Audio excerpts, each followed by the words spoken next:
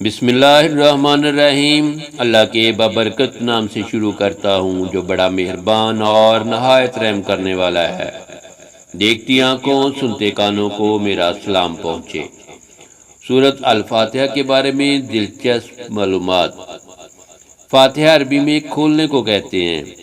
اس کا ایک نام فتحۃ الکتاب بھی ہے، یعنی یہ سورہ قرآن میں موجود اسرار، حکمتوں، رحمتوں اور برکتوں کو کھولتی ہے جو اللہ نے اپنے بندوں کے لیے اپنے کلام میں نازل فرمائے تاکہ وہ اس پر غور و نظر کر کے اپنے لیے باعث برکت اور باعث نجات بنا لیں۔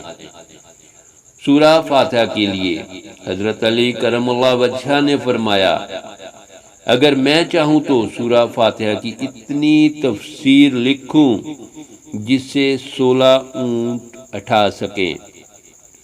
حضرت علی کرم اللہ وجہہ کا ایک اور قول مبارک ہے کہ قرآن کا خلاصہ سورۃ فاتحہ میں ہے، اور سورۃ فاتحہ کا خلاصہ بسم اللہ الرحمن الرحیم ہے، اور بسم اللہ الرحمن الرحیم کے لب میں نقطہ ہے۔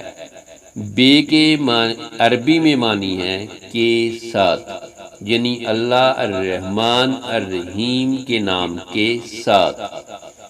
اور نقطہ کیا ہے؟ وہ نقطہ جس پر فکر و تدبر سے ہی قرآن کی آگاہی و فہم ہم پا سکتے ہیں، جس کے بارے میں شعور و ادراک ہی ہمیں رب کے قرب اور رضا تک لے جائے گا۔